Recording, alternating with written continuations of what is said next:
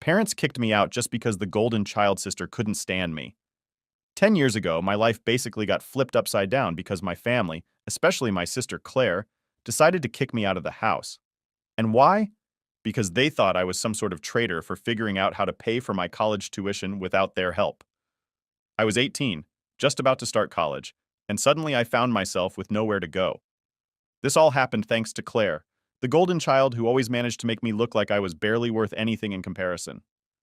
Claire is 4 years older than me, and from the time we were kids, it was clear that she was the favorite. Like, not just a little bit, I mean, my parents were obsessed with her. If she got an A, they'd throw her a freaking parade, but if I got an A, it was like, oh, cool, what's for dinner? You get the idea. So I kind of grew up with the mentality that it didn't matter what I did because Claire would always outshine me. By the time she went off to a top business school, my parents were all over it, like she was some sort of prodigy. They paid for everything: her tuition, her apartment, her fancy clothes. Meanwhile, I kept my head down and figured I'd have to do things on my own. So when I got accepted into a reputable college in the UK to study history, I thought maybe, just maybe, I'd get a little bit of support. But nope, that wasn't happening. My parents straight up told me they couldn't afford my tuition, which, okay, I get it. College is expensive. But what really pissed me off was that they didn't even want to co-sign a loan. I wasn't asking them to pay the whole thing, just to help me out so I wouldn't be drowning in debt my whole life. But they refused, and we fought about it a lot. Their reasoning? We already paid for Claire's college. We have to think about our future now. Oh, and they were also planning to start some kind of small business around that time, so apparently all their savings were going into that. I was completely stuck. I didn't want to lose the opportunity to go to this college, but it felt like my parents were just throwing obstacles in my way for no reason.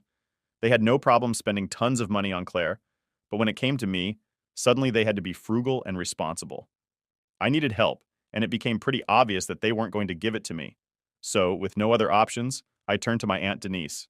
Now, Denise is my dad's older sister, and let me just say, she's like the total opposite of my parents. She's a neurosurgeon and, honestly, way more successful than either of them, but she's also super down to earth. My parents always had this weird tension with her.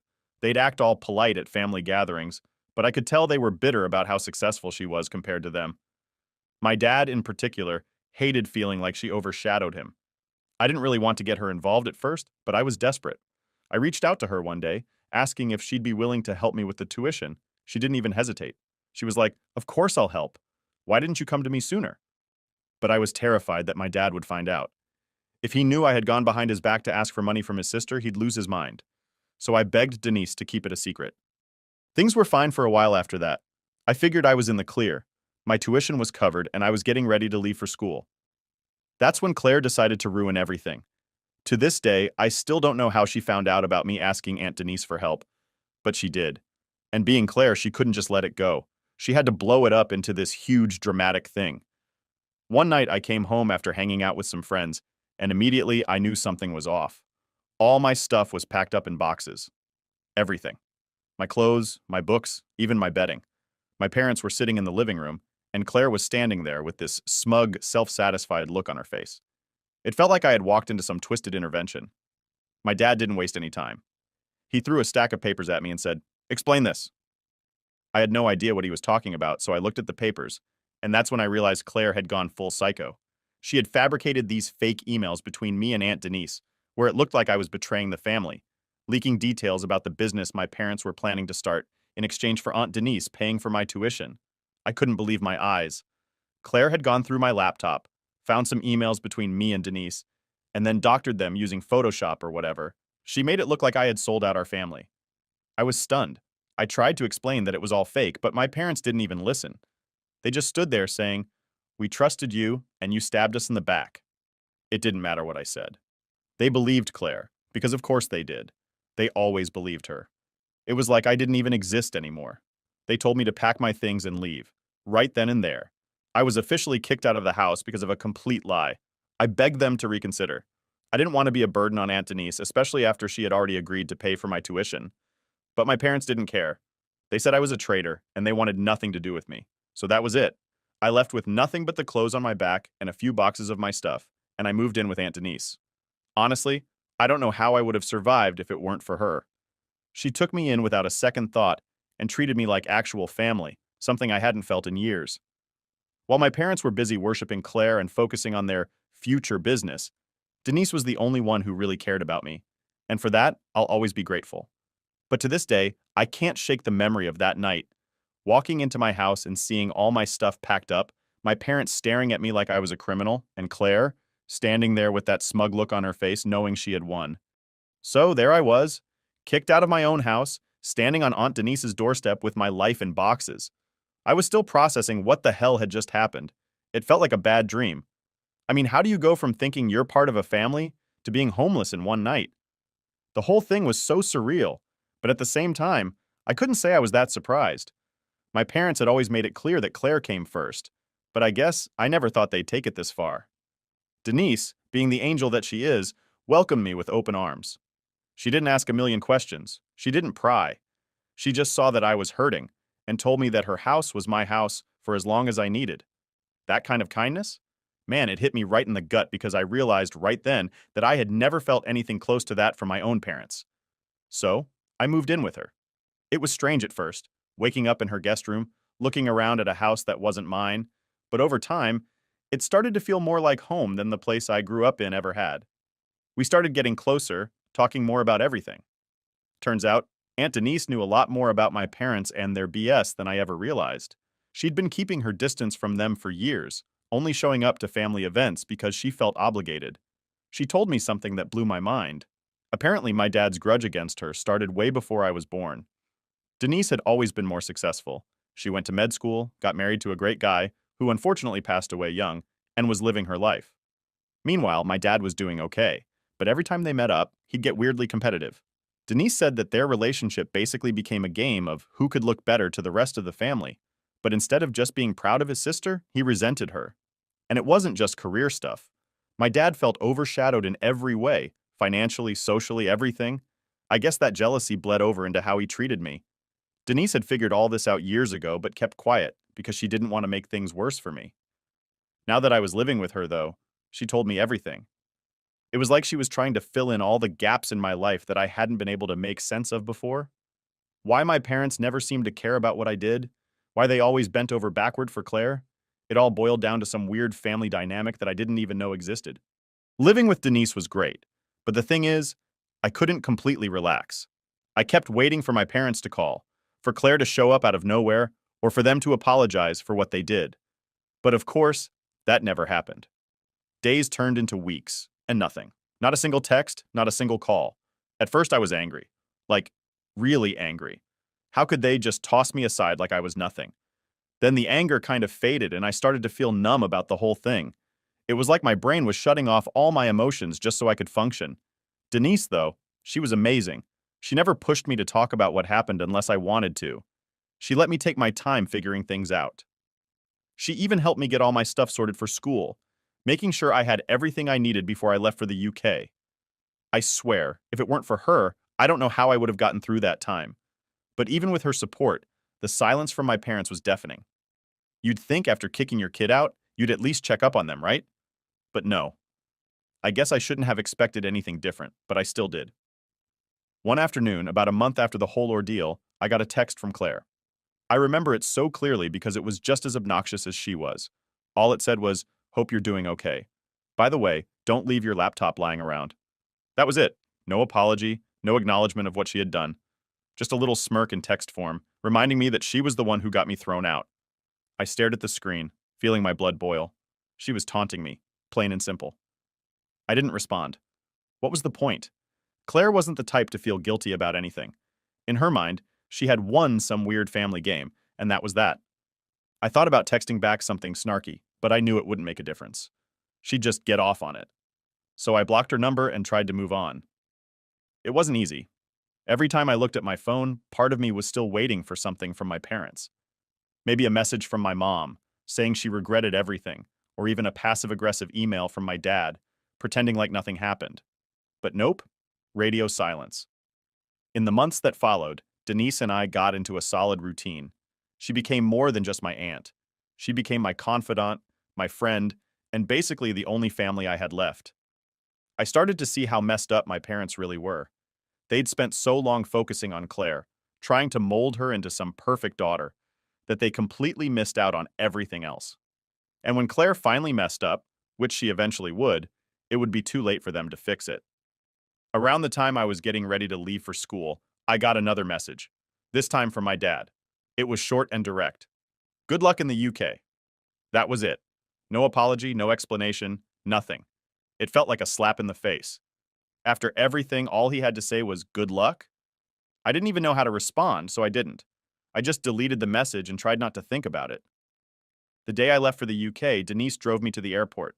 She hugged me and told me how proud she was, how she knew I'd do great things. It was the first time in my life that someone in my family had said those words to me, and it hit me harder than I expected. I got on that plane feeling like I was leaving more than just my home behind. I was leaving behind the part of me that had always tried to seek approval from my parents. From that moment on, I decided I didn't need them anymore. I had Denise, I had my future, and I had myself. If they wanted to reach out, fine, but I wasn't going to waste any more energy chasing after people who clearly didn't care about me. I was done. So life in the UK was going great. I settled into college, made some friends, and for the first time in years, I wasn't constantly thinking about my family. I won't say I forgot about them, I don't think that's possible, but they definitely weren't on my mind as much anymore. I was focused on my studies, figuring out my future, and just trying to enjoy life without the drama that came with living under my parents' shadow. But of course, just when things were going smoothly, something had to come and mess it up. I finished college and I came back to my city. I found a very good high-paying job, and then I got a call from my mom. Yeah, my mom. The same woman who hadn't spoken to me since the day they kicked me out. It was totally unexpected. I was sitting in my dorm room going over some notes for a paper when my phone buzzed. I saw her name pop up, and for a second I thought I was seeing things. I stared at the screen, my mind racing. Should I answer it? Ignore it? After everything that had happened, why would she be calling me now? I let it ring a few more times, and then, against my better judgment, I picked up. Hello? I said, trying to sound calm, even though my heart was pounding. There was a pause on the other end, like she wasn't sure what to say. Finally, she spoke. Hi, it's your mother. No kidding. Who else would it be? I didn't say that, though. I just stayed quiet, waiting for her to explain why she was calling after almost 2 years of nothing. She hesitated again, and then out of nowhere she said, We need to talk. I couldn't help but scoff. Now she wanted to talk. After everything? It was so typical of her. But even though I was annoyed, a part of me was curious. What could possibly be so important that she was reaching out after all this time? About what? I asked, keeping my tone as neutral as possible. We, your father and I, we want to see you, she said, stumbling over her words like she was trying to figure out how to phrase it right. I could already tell where this was going. They didn't actually want to see me because they missed me or felt bad for kicking me out. There was something they needed, and I had a pretty good guess about what it was. I sighed, leaning back in my chair. Why? I asked bluntly. She didn't answer right away, which pretty much confirmed my suspicions. When she finally did speak, her voice was quieter, like she was trying to sound all motherly and concerned. Your dad and I, we've been going through a hard time. Things haven't been easy since the pandemic. There it was, the real reason behind the call. It was exactly what I thought. Money problems. I hadn't heard much about their business since I left, but I knew it wasn't doing well.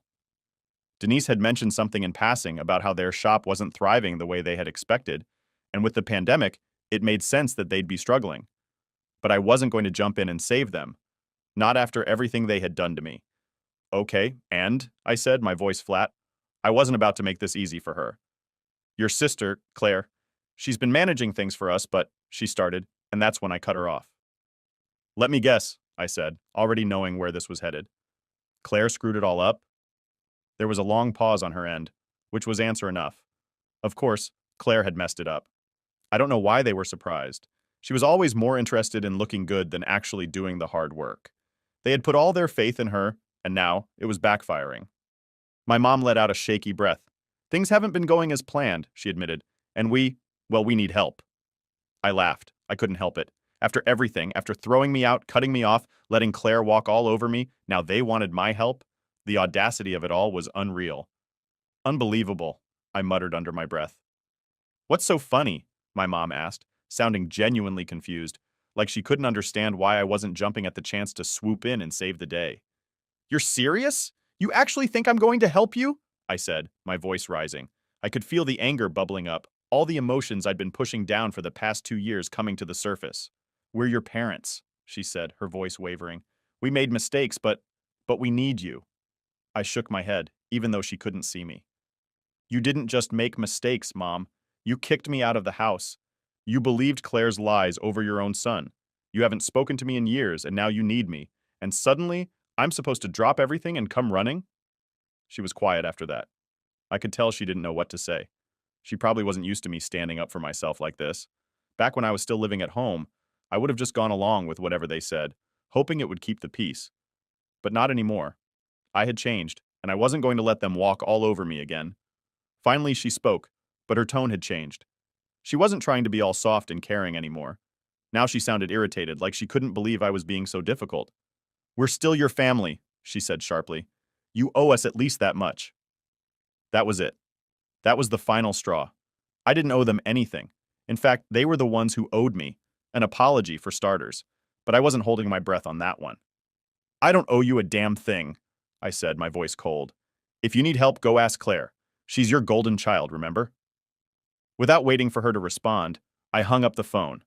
My heart was pounding, and my hands were shaking, but I felt a strange sense of relief. I had finally said what I needed to say. They could figure out their mess on their own. I wasn't going to be part of it.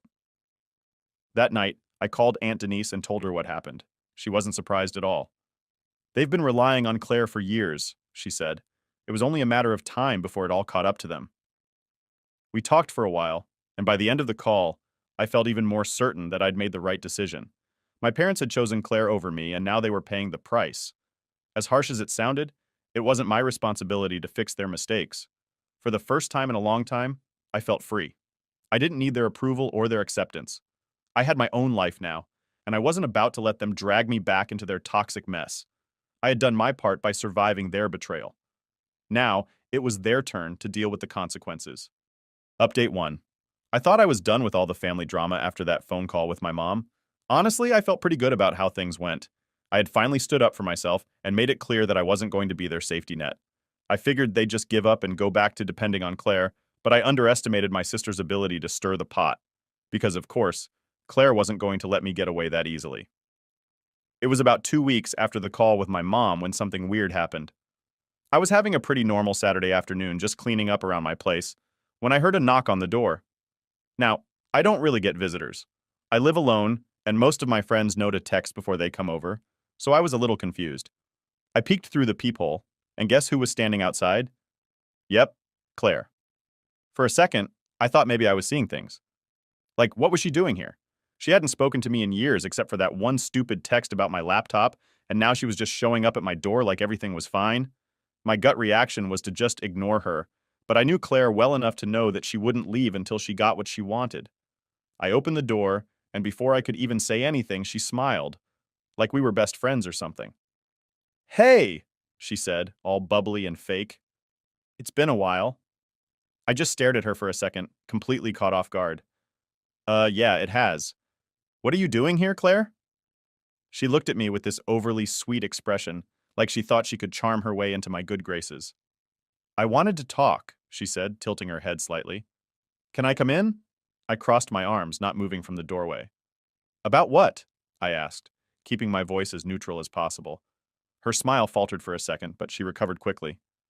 "Come on, can we just talk inside? It's important." I should have said no.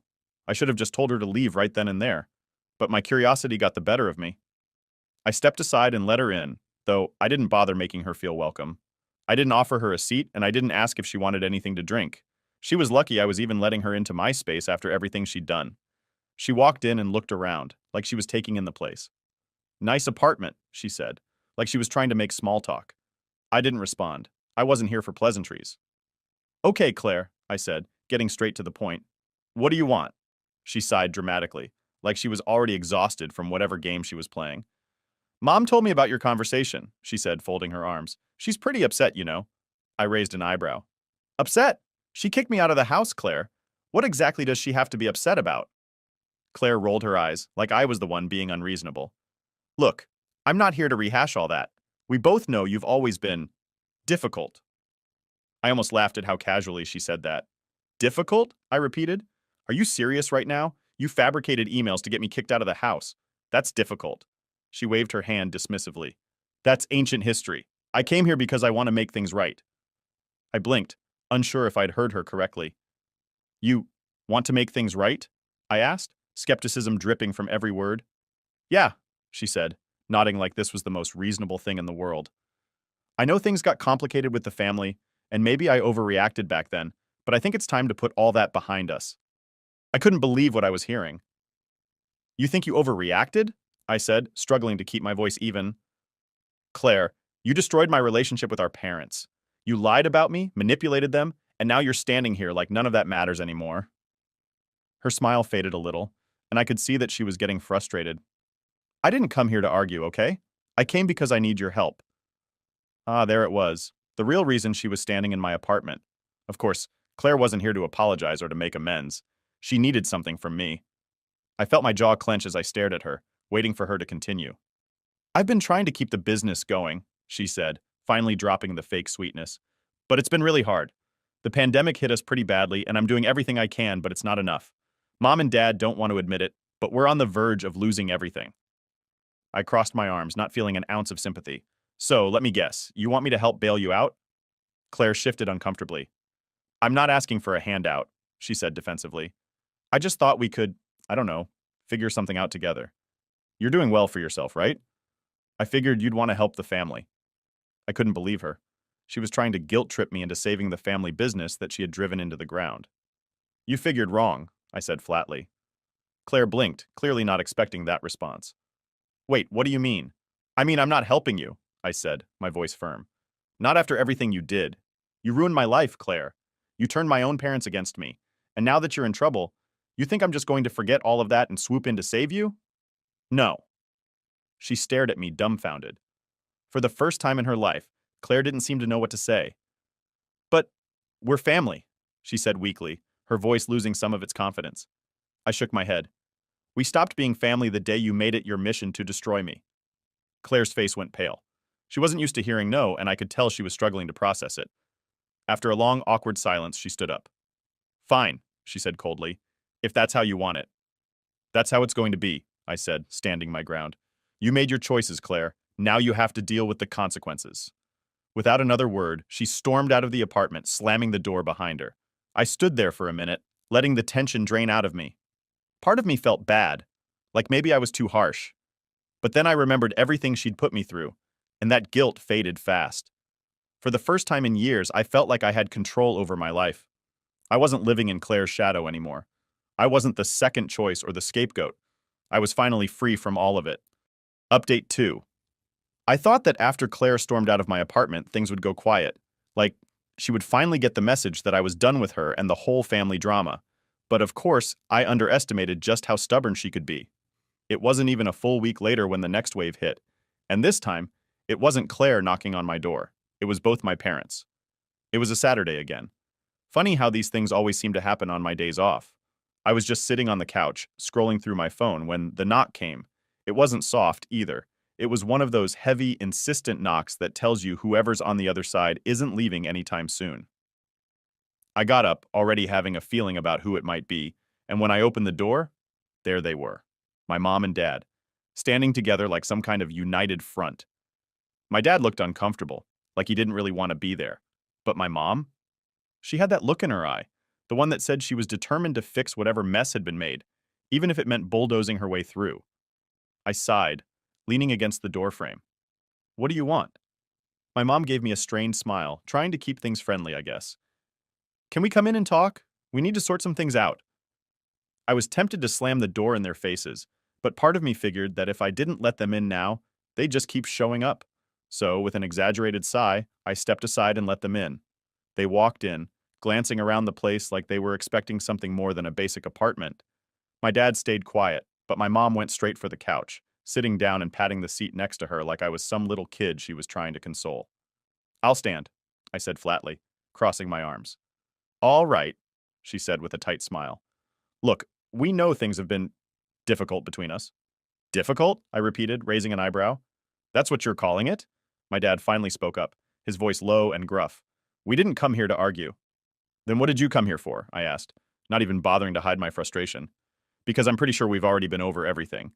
Claire tried, you tried, and I made myself clear. I'm not helping.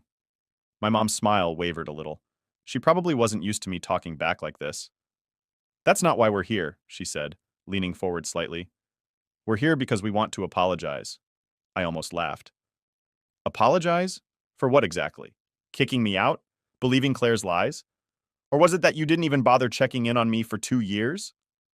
My mom's face tightened, and my dad shifted uncomfortably, looking like he wanted to be anywhere but here. It was clear they weren't expecting me to throw it back in their faces like that. We know we made mistakes, my mom said, her voice quieter now. But we're family, and family has to stick together. I could feel my patience wearing thin. This was just more of the same. Every time something went wrong, they'd pull out the family card like it was supposed to erase everything that happened. But I wasn't falling for it this time. You guys are only here because you need something from me, I said bluntly. If things hadn't gone south with the business, I wouldn't even be hearing from you. Let's not pretend this is about family. There was a moment of silence, and then my dad finally spoke up, his voice rough, but more honest than anything I'd heard from him in years. You're right. That caught me off guard. I blinked, staring at him. What? You're right, he repeated, sighing heavily. We screwed up. We believed Claire, we pushed you out, and we didn't even think twice about it. And now, well, now things are falling apart and we're desperate. I didn't know what to say. I wasn't expecting him to actually admit it. My mom, on the other hand, looked like she was trying not to lose her cool. Clearly, she hadn't planned for him to just lay it all out like that. I appreciate the honesty, I said after a long pause. But that doesn't change anything. My mom cut in then, her voice sharper. It doesn't change the fact that we need you, and you owe us, after everything we've done for you. And there it was again. That sense of entitlement. They really believed I owed them something just because they were my parents. Like all the years of neglect and favoritism didn't matter, and now that they were in trouble, I was supposed to bail them out. I don't owe you anything, I said, my voice cold. Not after the way you treated me. You made your choice when you believed Claire over me, when you threw me out and didn't even check if I was okay. Now you want me to save you? That's not how this works. My dad didn't say anything. He just sat there staring at the floor like he was ashamed. But my mom? She wasn't done yet. We're your parents, she said, her voice rising. We raised you, we took care of you, and now you're just going to abandon us? I shook my head, almost feeling sorry for her at this point. You didn't take care of me. Aunt Denise did. You chose Claire, and now you're stuck with her. That's on you.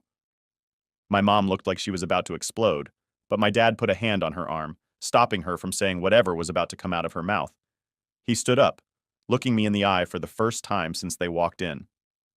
We understand, he said, his voice steady but sad. We're not going to push you anymore. We just needed to try. For a second, I almost felt bad for him. But then I remembered everything they had put me through, and that sympathy disappeared. I hope you figure it out, I said, stepping toward the door and opening it for them. But I'm not going to be part of it. My dad nodded, like he'd expected that. My mom, though, gave me one last look, half angry, half pleading. But when she saw I wasn't budging, she stood up and followed him out.